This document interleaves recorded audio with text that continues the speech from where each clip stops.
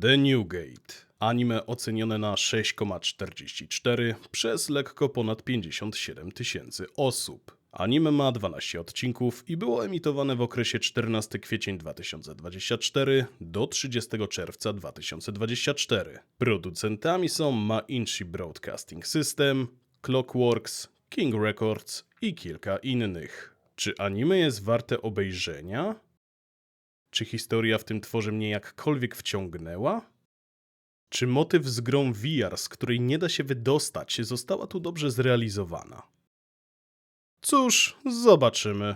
Witam serdecznie, z tej strony Keriot i witam w kolejnym filmie na tym kanale. Dziś opowiem wam o moich wrażeniach z anime. Z anime, które poznałem bodajże dzięki kumplowi, który jak był u mnie w mieszkaniu, to zaproponował wspólne oglądanie i wybrał ten produkt. Obejrzeliśmy 2-3 odcinki i przerwaliśmy, po czym nie ruszaliśmy tego więcej. Postanowiłem zatem sam to obejrzeć i udało mi się ukończyć ten tytuł, choć mam pewne zastrzeżenia. Opowiedzmy sobie na początek jednak coś o tym anime. The New Gate to anime opowiadające o bohaterze, który nazywa się Kiritani Shinya, który utknął w grze VR. Tak jak w przypadku Sword Art Online czy Log Horizon, wielu ludzi utknęło w tej grze i nie mogło się wylogować, a śmierć w grze równała się śmierci w prawdziwym świecie. Aby ukończyć ten tytuł, należało pokonać ostatecznego bossa, co nasz główny bohater osiągnął i nie jest to żaden spoiler, bo to się dzieje w pierwszych minutach tego tworu. Gdy ten pokonuje ostatecznego przeciwnika, to opcja wylogowania powróciła do menu, a nasz bohater obserwował, jak inni gracze w końcu mogą wyjść z tej śmiertelnej gry. Gdy został sam i miał już uciec z tej pułapki, to nagle drzwi za nim się otworzyły, a ten obudził się nagle na jakiejś łące, cały czas będąc w grze. Po krótkim rekonesansie odnalazł swoją starą siedzibę, gdzie spotkał elfkę, którą uratował, a ta mu pokrótce opisała sytuację. Okazało się, że od zabicia ostatecznego bossa do przebudzenia się Shina na łące minęło 500 lat, a nasz główny bohater rzekomo przepadł, czy myśleli, że po prostu udało mu się wrócić do swojego świata. Zatem nasz główny bohater dalej trwa w tym koszmarze, dalej musi przebywać na tym świecie i musi dostosować się do nowej rzeczywistości, jaką jest perspektywa dalszego życia w tym świecie, a dodatkowo 500 lat po pokonaniu głównego złego. Dla naszego bohatera nie jest to jednak trudne, bo zachował ekwipunek, poziom i umiejętności, a dodatkowo jego rasa wysocy ludzie są odbierani jako bogowie, bo byli tak potężni.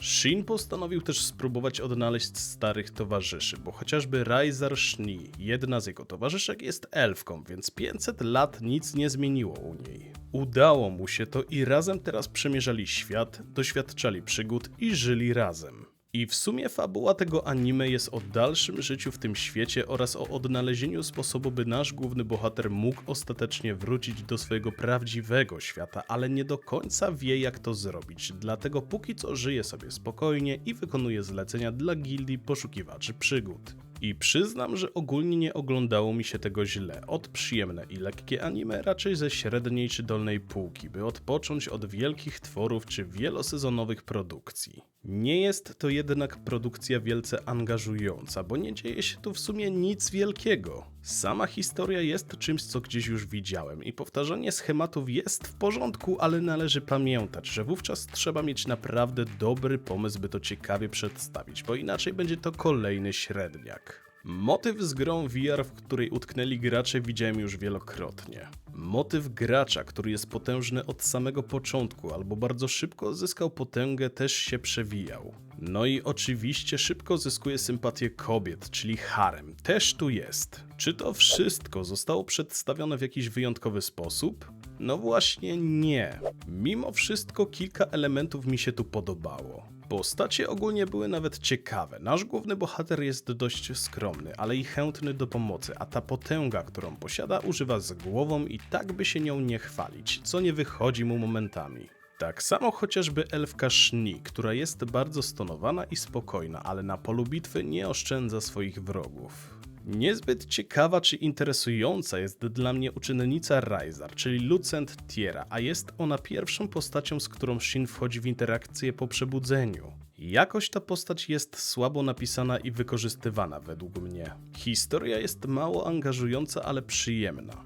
Dość lekka historia z dodatkiem dramaturgii czasem, chociażby w chwili, gdy Shin pokazuje swoją bardziej brutalną stronę czy bezwzględną wobec wrogów. Wówczas robi się trochę ciekawiej i chce się zobaczyć, co będzie dalej. Muszę też powiedzieć o jednej ważnej rzeczy, która rzucała mi się w oczy, a której nie mogę pochwalić, czyli kreska czy też grafika. Doszukałem się tu sporo niedopracowań, dziwnych min i ułożenia elementów twarzy jak nos czy usta oraz postrzępionych krawędzi i na ekranie teraz widzicie jeden z przykładów i do teraz się zastanawiam, co tu się odwaliło. Nie pamiętam, kiedy ostatnio narzekałem na dziwne wykonanie postaci, ale to anime jest wyjątkowe pod tym względem i gdy to oglądałem, to momentami łapałem się za głowę i zastanawiałem się, co tu się stało. Całość jest ogólnie mocno średnia, ale w ogólnym rozrachunku oglądało mi się to dobrze. Po prostu dobrze. Mimo niedociągnięć, mimo powtarzających się schematów, czy mimo tego, że nie wciągnęło mnie jakoś ogromnie. Okej, przejdźmy do małego podsumowania. Fabuła. Fabuła jest prosta i bez fajerwerków, ale jako odskocznia od wielkich tytułów czy skomplikowanych historii myślę, że będzie idealne. Audio. Muzyka z intro przyznam, że brzmiała dość generic. Nie wiem, czy jest polski odpowiednik tego słowa, ale chodzi o to, że muzyka była kompletnie bez polotu i jakbym słyszał to już milion razy. Muzyka w samym tworze również nie zwróciła mojej uwagi. Kreska.